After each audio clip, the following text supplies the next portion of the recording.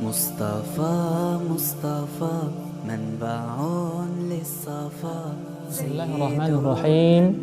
Assalamualaikum warahmatullahi wabarakatuh. Alhamdulillah, syukur kembali kita ucapkan kepada Allah Subhanahu wa taala yang masih memberikan kepada kita kesempatan untuk kembali mengkaji hadis-hadis baginda Nabi sallallahu alaihi wasallam. Pada hari ini kita bahas hadis Nabi yang ke-23 dari buku 40 hadis dari 40 kitab dalam Ihya Ulumuddin. Kita baca hadisnya. Adhibu ta'amakum bidzikri wassalah. Cairkanlah makananmu dengan zikir dan salat. Wala tanamu alaihi fataqsu qulubukum. Dan janganlah kamu tidur atasnya. Maksudnya tidur dalam keadaan perut kenyang tadi, maka hatimu akan kasar. Hujjatul Islam Imam Al-Ghazali rahimahullahu ta'ala memasukkan hadis ini dalam kitab Ihya Ulumuddinnya, tepatnya pada kitab memecahkan dua syahwat. Apa yang dimaksud dua syahwat? Dua syahwat di sini adalah syahwat perut dan syahwat bawah perut. Maksudnya syahwat kemaluan kita. Hal ini saling terkait. Juga terkait dengan pembelajaran kita yang sebelumnya, yaitu tentang kitab keajaiban hati dan latihan jiwa. Apa hubungannya? Hubungannya, jika kita tidak bisa mengatur syahwat perut kita dan syahwat bawah perut kita ini, atau syahwat kemaluan kita ini, maka berkaitan erat dengan cahaya hati kita, kurangnya pandangan basirah hati kita. Nah, makanya saling terkait. Di dalam sebuah hadis dikatakan bahwa seyogianya atau idealnya kita membagi perut kita itu menjadi tiga bahagian. Sepertiganya untuk makanan, sepertiganya untuk minuman, dan sepertiganya lagi untuk nafas. Inilah idealnya. Jika kita mampu, alhamdulillah. Jika tidak mampu, kita berupayalah untuk melakukan yang demikian itu. Dan seandainya kita bisa lebih dari itu, membaginya lagi, lebih bisa kita latih lagi, sehingga lebih sedikit makan kita, itu lebih baik lagi. Kenapa? Karena itu mempersempit jalan syaitan, sebagaimana di dalam sebuah hadis juga dikatakan bahwa setan itu berjalan di darah-darah kita. Maka sempitkanlah jalan itu dengan lapar dan dahaga. Sebagaimana mungkin nanti kita bisa berpuasa dan hal-hal lainnya yang kita lakukan. Nah, hati itu juga ibarat tanaman.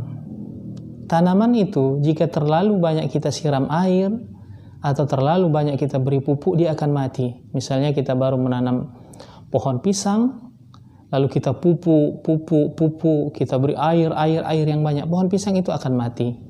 Begitu pula dengan hati kita. Nah, jika terlalu banyak perut kita isi berlebihan, kita isi makanan, minuman, sehingga membuat hati kita mati. Dalam artian cahayanya redup, pandangan hati kita, basirahnya jadi tumpul. Nah, seperti itu. Oleh karena itulah perlunya kita latih bagaimana untuk memecahkan dua syahwat ini, yaitu syahwat perut dan syahwat kemaluan. Imam Al-Ghazali menyatakan di antara latihannya itu yang pertama, tidak makan kecuali yang halal. Ini untuk syahwat perut. Jangan kita masuki ke dalam perut kita itu makanan-makanan yang syubhat, apalagi yang haram. Karena itu akan berpengaruh kepada hati kita. Kemudian di antara caranya yaitu waktu makan kita dan kadarnya. Kapan kita makan? Nah, kita atur 3 kali misalnya, pagi, siang, sore. Jangan berlebihan. Dan kita upayakan sedikit makannya.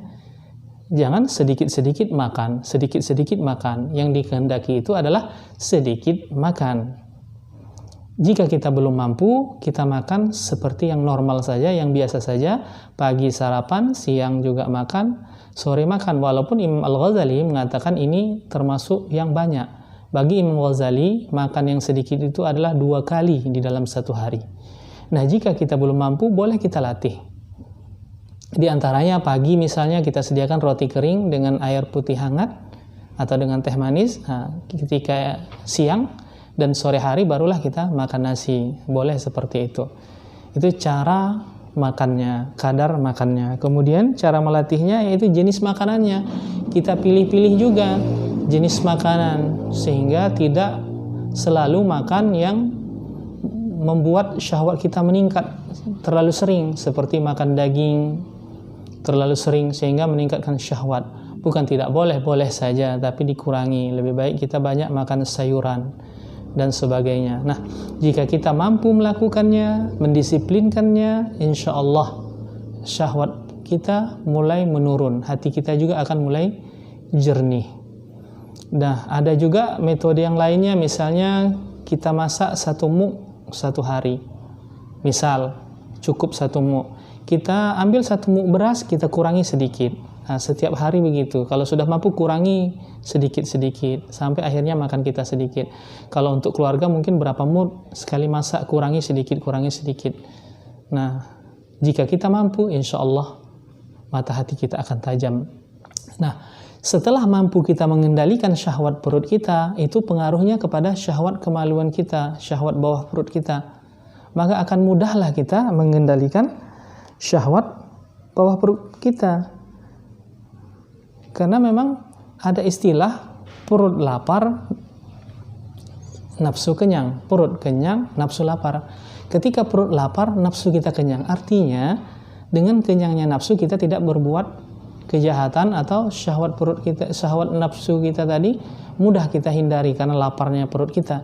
Tetapi ketika perut kita yang lapar, syahwat kita, nafsu kita yang kenyang, itu mudah. Akan tetapi jika nafsu kita yang lapar, perut kita yang kenyang, nah ini yang sulit. Jadi ketika perut lapar, nafsu kenyang. Ketika nafsu lapar, ketika perut kenyang, nafsu lapar. Nah, ketika dalam keadaan perut kenyang tadi, nafsu kita lapar, nah ini sulit mengendalikannya. Nah, namun jika kita berhasil mengendalikan 2 syahwat ini, memecahkannya, kemudian kita tambah yang ketiga dengan ghadul basar, menundukkan pandangan, insya Allah Allah karuniakan mauhibah ke dalam hati kita sehingga basirah pandangan mata hati kita sedikit demi sedikit akan menjadi tajam dan kita menjadi orang-orang yang istimewa di sisi Allah insyaallah taala. Demikian yang dapat disampaikan, semoga bermanfaat, sama-sama kita latih. Wabillahi taufiq wal hidayah. Assalamualaikum warahmatullahi wabarakatuh.